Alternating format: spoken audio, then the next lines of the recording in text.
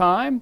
Okay, there we go, everybody. Meteorologist Steve Horstmeyer here. For some reason, the mute switch was on the microphone, so I was trying to diagnose what was going on, and that was it. It was the microphone that was a problem.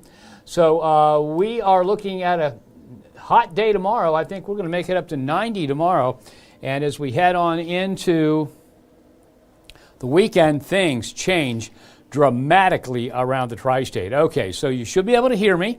You should be able to see me on YouTube, on Facebook, on Roku, on the weather and news apps that Fox 19 now has, and on the website that we have, fox19.com. In addition to that, Apple TV users, those with the little square box with rounded corners that's black, should be able to use Apple TV to see us. Okay, so that is what we're talking about. Okay, here is our view from the roof. This is from the roof of Fox 19 looking over at downtown Cincinnati. So we're in Queensgate, and you can see it is absolutely gorgeous out there.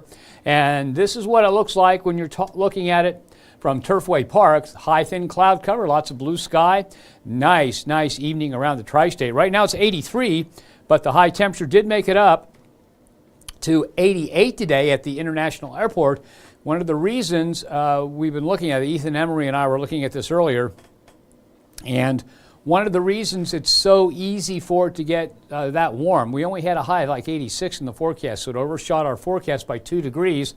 And the reason that that happened is because everything's so dry. Normally on a summer day, what happens is the sun comes up, begins to evaporate all that moisture, and there might have been a little bit of dew this morning, but not much. But you don't have a lot of moisture in the soil, so everything's dry. And so the heat that's coming into the system from the sun doesn't get used up, evaporating moisture from the soil and the dew and all that other stuff. It goes directly into heating the air. It heats the ground, and then the ground heats the air technically. But overall, that's why it made it up to 88. So what we did, we looked at this in pretty good detail, and we think we'll hit 90 tomorrow. Okay, not a really sultry, overwhelming 90, but a 90 with moderate humidity. But it's going to be hot in the area during the day tomorrow. We have much cooler weather coming our way as we head on into the weekend. Here's what it looks like from our Levy camera. Look at that. That is so gorgeous. That high, thin cloud cover kind of obscuring a little bit of the sun. It just looks really, really nice out there. So we've got a nice evening in progress. Unfortunately, we don't have much rain. Yesterday at this time when we were talking about this, the models were kicking out maybe as much as 0.6 of an inch of rainfall. But things have changed, and I'll explain why we're not going to get as much rainfall here in a couple of minutes. Okay, there's the satellite radar loop. Nothing going on except that high, thin cloud cover. If we zoom out, you'll see that there just isn't a lot of rain out there. Even in the areas where there's a bit of a storm, there's not much rain. Notice some rain up into the Mississippi River Valley, a little bit north of Memphis. Some more activity up near Denver and northward. That's the front that's coming our way, and that's the system that's coming our way. So what we've got here, high pressure system. It's kind of a broad high pressure system, but the air circulation around a high in the northern hemisphere is clockwise. And that means on the west side of these high pressure systems, you get winds out of the south and southwest. Now, oftentimes in the summer, what happens is you've got a cold front really pushing southward, and so this flow, instead of being like this, is more like this, and it comes out of the Gulf of Mexico, bringing us moisture and that sticky air. Well, notice where this is coming from. This is coming from Texas in the southwest, where it's much, much drier. So as the front closes in, as the southerly winds continue and the high moves off to the east, we do get a little increase in moisture, but we don't get a great deal of moisture, so that front doesn't have a lot of moisture to work with to bring us a lot of rainfall.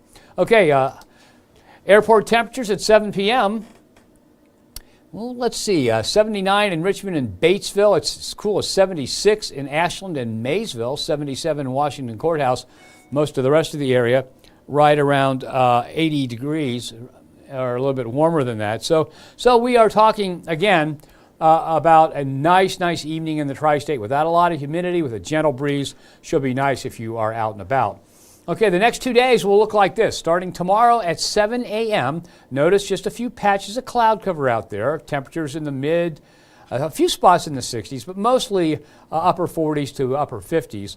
As we head through the day, a few clouds pop up, and then during the evening, this particular model, which tends to be a little bit oversensitive, says maybe a few showers will pop up in the area as that front comes our way for Friday. Okay, so we may see a few hit and miss showers. Don't get your hopes up. It's not going to be widespread rain tomorrow evening. It'll be just a few hit and miss showers. A few of us may get enough to settle the dust. Others will get just enough rain to highlight the dust that's on your car with those raindrops as they evaporate. So 11 p.m. temperature 68 degrees. Overnight we're looking at a low of 60. So another pleasant start to the day without a lot of humidity out there.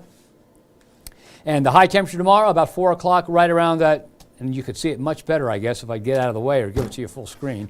So let's go back. Let's go back a couple graphics. Okay, so this evening, 83 degrees right now, dropping off to 68. 8:05 is when the sun sets, and I apologize for hiding the important information from you. Sunrise tomorrow morning, 7:10. We're looking at temperatures around 60 at 7 a.m. Up to 90 degrees during the day tomorrow at 4 o'clock. Now, it will not be one of those 90-degree days that is overwhelmingly humid and just makes you feel terrible. Humidity only moderate. Heat index will be about the same as the temperature, so we're not looking at a real oppressive day, just a hot day in the tri-state. Okay, now here is what the Climate Prediction Center says. Look at all that hot air out to the west, okay? And what's happening, there's a big hot air mass out there now, and it's just going to kind of tip over, and the hot air is going to flow to the east. So you can see we're already on the edge of warmer than normal here between the 10th and the 14th of September. All right, so there it is, full screen again. Now watch what happens as we head to the next half of their forecast, which goes out to the 18th. Notice how that warm air has moved eastward. Okay, let's back it up one more time. Now watch how the warm air moves farther and farther to the east, all the way to the east coast. So we expect warmer than normal weather in the tri-state for a while. Okay, in addition to that, look at how dry it's going to be. From the mountains, Rocky Mountains that is, all the way to the Atlantic coast. Drier than normal through the 14th. It doesn't change much as we head to the 18th, drier than normal. And tomorrow, the drought monitor comes out. And I was talking to Ethan Emery today. He's, of course, if you don't watch Fox 19 that often, he's one of our meteorologists here. He's from Highland County. He went home to his dad's place in Highland County, and he said, "You won't believe how dry it is. I mean, it's like the Dust Bowl out there."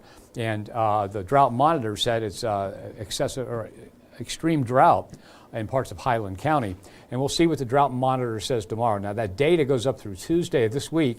And so tomorrow we get what the drought monitor looks like for the last week.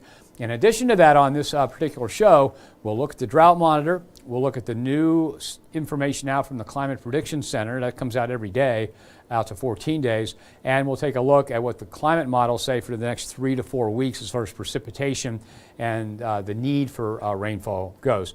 But I suspect we're going to see that we're going to enter October very dry and probably not get much moisture, much more moisture, I should say, in the month of October. Okay, here is the 7-day forecast.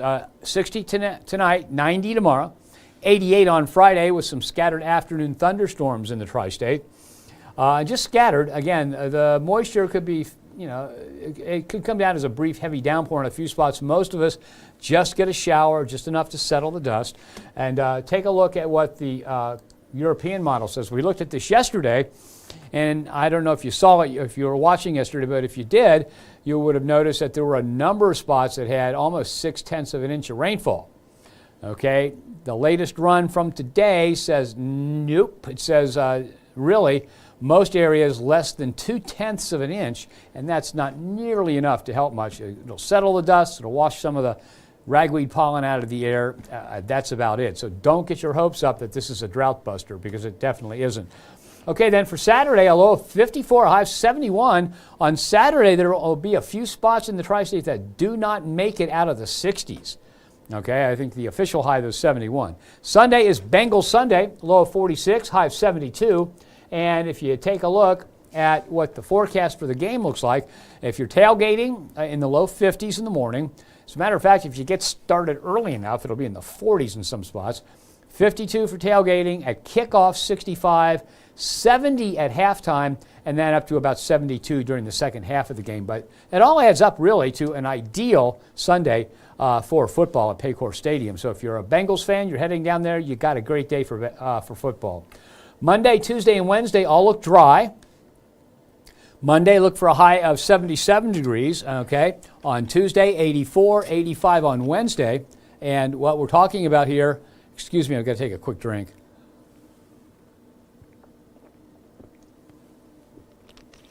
Very dry air back in the tri-state. We're looking at dew point temperatures dropping again on into the 30s. Okay, beyond the 7-day forecast, well, by the time we get to the 18th, the normal high is about 80. So we're looking at warmer than normal weather for a 7-day stretch. And look how few days, only 2 days there, look like they'll have any kind of rain whatsoever. And both those days look scattered. We do not have any long-term widespread rainfall events in the immediate forecast. Then here's your 7-day plus. Look at the normal high temperature. The normal high temperature is on the decline. By the time we get to the 18th, yeah, I said 80. It's actually 78. And we will see high temperatures well above normal, low temperatures above normal, and precipitation less than normal. And there are a couple graphics I forgot to put in here I wanted to show you. So let me search them out while you're looking at those temperatures and keeping them in mind. But I mean, we are going to see a little bit of an increase of humidity on Friday, but not enough moisture in the whole system for that front to come through and bring quite a bit of rainfall. But I wanted to show you the dew point trend here. Okay, so if we start off tomorrow, 61, so it's enough that you'll feel the humidity. A little bit on the sticky side on Friday, about 67 for that dew point, and then take a look at how those dew point temperatures crash. A dew point of 41 by Saturday at 5 p.m., 38 by Sunday at 5 p.m., and then only back to 50 by Wednesday. And that's really, really comfortable. That's really, really comfortable air that is coming back into the tri-state. Okay.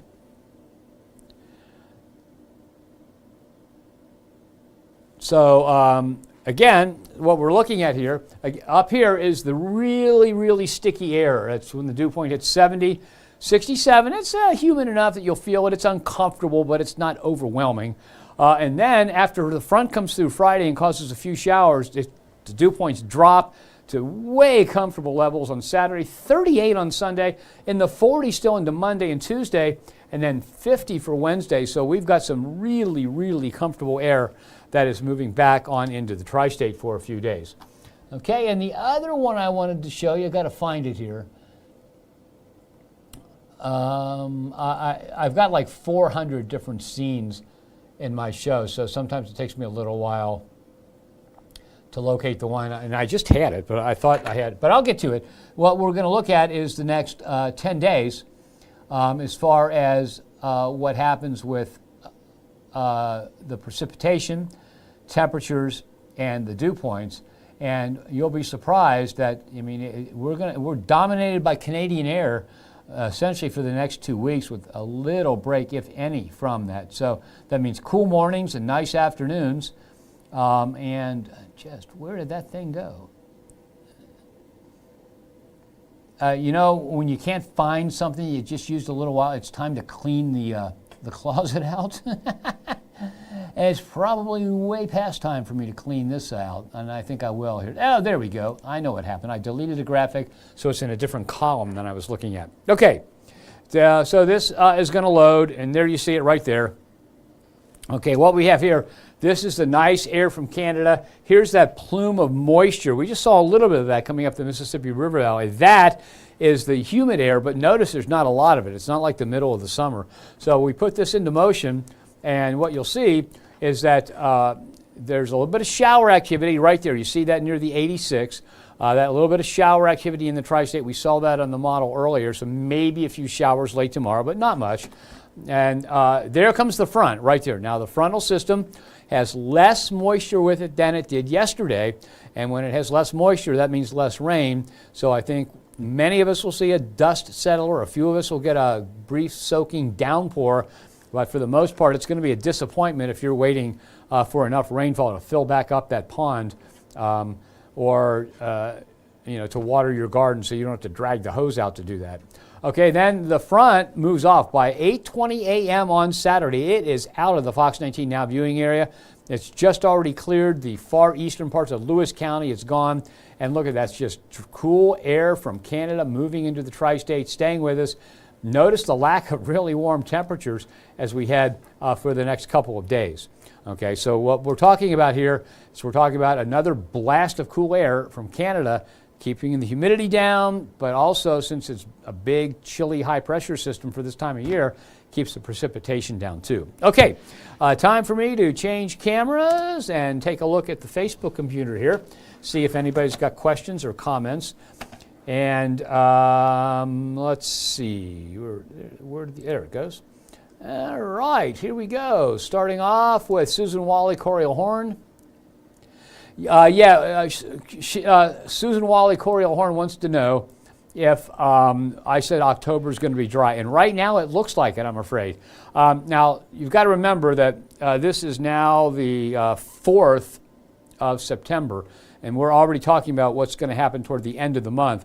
And you've seen those spaghetti plots, so the spaghetti plots of like hurricane paths go like this as you get further out in time. Well, the farther out we get, the less confident we can be. But right now, it does not look like a change in the pattern as we head on into October. So my educated guess, and I want to make sure I'm not saying it's a forecast, it's really based on all the evidence we have, it appears to me that we're going to have a pretty dry October too. And historically or climatologically, October is one of the driest months anyway. So we're in a dry pattern, heading into a dry month historically. So there's a pretty good chance that we're not going to see much in the way of rainfall, or at least enough to bust the drought during the month of October. Okay, Melvin Stone Street says, hey, it's going to rain on Friday. You're absolutely right, Melvin, but I'm afraid it's not going to be enough. It may just be a little bit of a teaser and more frustrating than anything else. Okay, let's see. Ricky McBride, I just saw there. Am I going to really retire in March? Well, Ricky, I'm 71 years old. My contract with the station is up in March, and I'm thinking about just going home, sitting down, having a beer every once in a while, not worrying about getting up in case of severe storms. It kind of makes me feel like it's time to do it. So I'm thinking of it. And if you would say, if I had to make up my mind and somebody said you have to say today, I'd say yes, I'm going to retire in March. But I'm 71. I'll be getting close to 72 by the time I retire, and I think that's enough. I think it's time to enjoy whatever time I have left. So. Susan Wally Coriel Horn says, I would just like any rain. I know what you mean. I was hoping so much. I watered the front yard, which is full of wildflowers. They're not doing too well, by the way. One day last week, and I went out the next day, and we didn't get the rain, and I looked at them, and it's like, geez, it looks like I didn't even water. So I watered them 4 times in 7 days, and they still are dry. So I would just like any rain too, Susan. Penny Hyman. Penny Hyman Haas. Good evening, Steve. I said morning. She's got evening here, but hi, Penny. Thanks for watching. Betty Plyman. How am I doing? I'm doing great. For a 71-year-old guy, I feel pretty good. Every day I've got a new ache or pain. You know how that is as you get older. The good part about new aches and pains is it's a sign of being alive. So, what can I say? My dad used to always say, and I know some of you that have watched this all the time are probably tired of hearing about what my dad used to say. But if you would have told me when I was 18 years old that I'd be quoting my dad, you know how 18-year-olds can be, I would have said, you're crazy. But my dad used to say that getting old beats the alternative. So, yep, sure does. So, Betty, I'm doing fine. Love and life and all that other stuff. Okay, I can just say, okay, Susan Wally Coriel Horn, it's a big, long name, so you can just say Susan. Okay, Susan, you got a deal. Okay, so that's okay, I didn't know if that was 2 people. Okay, I got it. So, okay, Susan, from here on out, it is Susan. Thanks for watching. How many hurricanes, Betty wants to know, are still to come? Well, you know what? It's been kind of surprising because there haven't been many so far.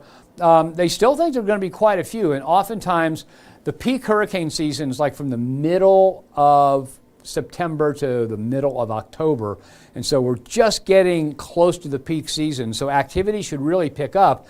But right now there aren't many signs of it, but they're thinking that the end of the hurricane season is going to be quite a bit. Now remember that hurricane season ends December, well, actually the last day of November, so December 1 we're no longer in hurricane season, but because the earth is warming and there's more warm water out there and it lasts longer into the winter season, hurricanes have the possibility of forming later and later in the season.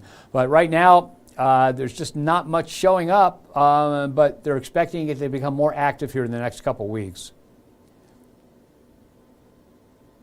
Oh, Betty said her little tree died, you know? And you know, Betty, I've got some viburnum. Now, this is viburnum we had to put in a pot because the soil's all rocks and they wouldn't grow. It was filled in with rocks to build a driveway years and years and years ago.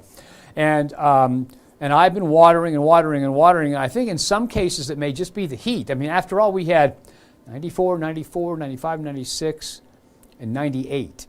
We had 5 days in a row that was 94 or hotter.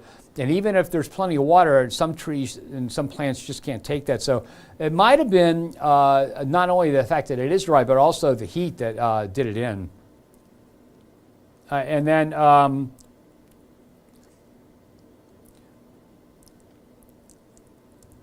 Betty says, I don't look 71, I look 60, but I feel like I'm 80 some days. But thank you very much, Betty. How much is the earth warming? Well, that's interesting. James Rodecker said that. Okay, now I've been dealing with the issue of global warming and the science of it, actually, not the political part or any of that. The science of global warming since the mid-1970s. When I was in graduate school, we studied that. We studied El Nino. And back then, everybody's thinking, oh, the earth may warm by a degree in 100 years. But everything that was forecast, and those forecasts from the 70s were kind of crude and primitive, but nowadays very sophisticated. But almost every single thing that the climate models and all the people that have put this together have forecast is coming true at a faster pace. For example, the melting of the ice cap in Greenland is way ahead of what it was expected to be.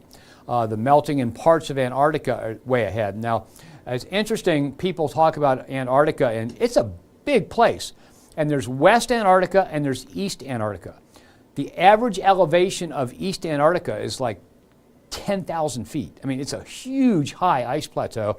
And so it is very, very cold. It's not uncommon to have a high temperature in the middle of their winter, which is our summer, of 100 below zero. I mean, and so that is such a big, high, cold place. It's hard for it to warm up. West Antarctica is lower on the other hand, and that's warming more quickly. And so when you're talking about how much is the Earth warming, it'll probably, and this doesn't sound like much, but 2 degrees Celsius or about 3.6 Fahrenheit by the time we get to 2050. That doesn't sound like much, but it's a huge amount. And one of the things that changes is that the only thing that really controls how much humidity is in the air on a global basis. Now, I'm not talking like you go out to Batesville, Indiana, you go to the airport and it's all surrounded by cornfields and you have high humidity. I'm talking about the global average is what the temperature is. And the more it warms, the more evaporation there is, the more humidity is in the air. Humidity is a greenhouse gas. It tends to trap the Earth radiation. That's the longer wave radiation, and that's what happens is that the atmosphere has a bigger capacity to store heat, and that's why the Earth warms.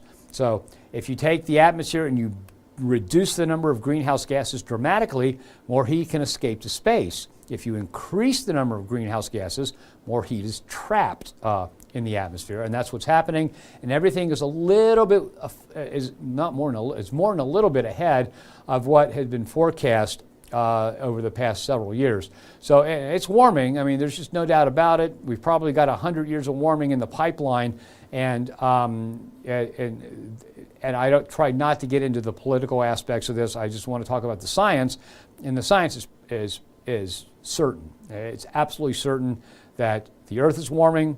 The cause of it is additional greenhouse gases, and the primary cause of additional greenhouse gases is human activity. Okay, and so what you do about it? What will the Earth be like in 100 years?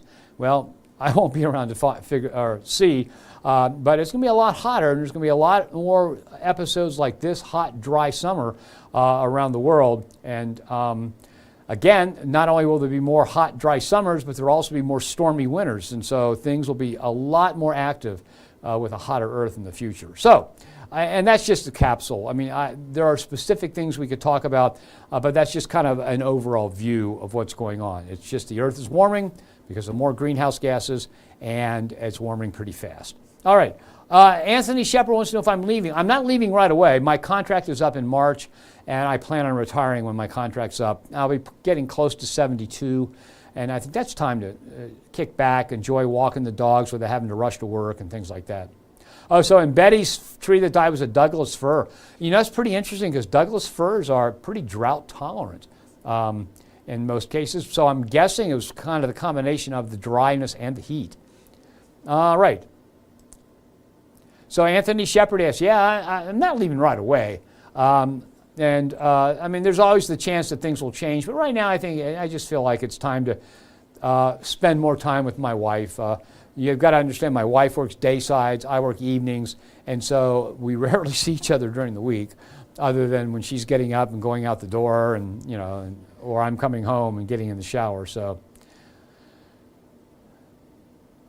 yeah, and then you know, so, and sometimes it's good to get some new young people and things. For example, I mean, I'm not going to bring politics up, but you know, sometimes it's the best thing the older generation can do is step aside for more energetic people with new, fresh ideas. And since I'm one of the older people, sometimes it's the time to do that.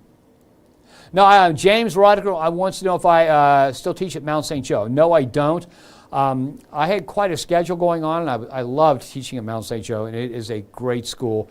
It's so dedicated to the students there, and it was fun to teach there, but while I was teaching there, I had a stroke, and after they did all the medical tests and that, the doctor finally said, look, there's only one thing that could have caused it, and that's stress.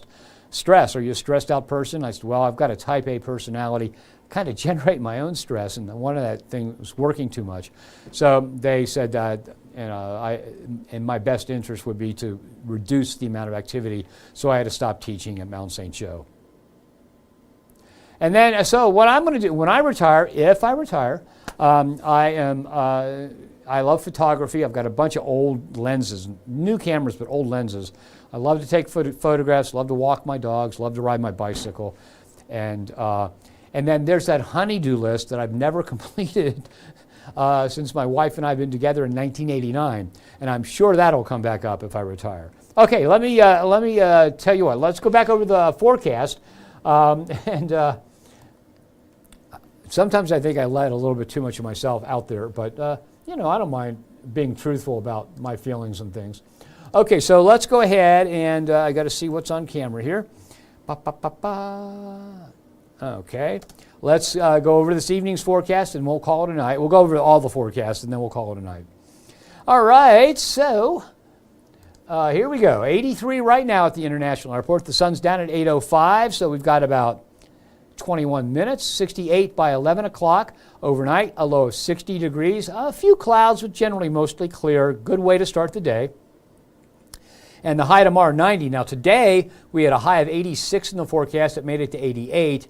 And so we've upped the forecast tomorrow to 90 because there's no reason it should be cooler. Climate Prediction Center says we're going to be on the edge of warmer than normal through the 14th of September. That warmer than normal air is eastbound. It comes our way. Tomorrow, the drought monitor comes out. We'll look at that in detail. But Climate Prediction Center, excuse me, says much drier than normal through the 14th, and same thing, drier than normal through the 18th of September.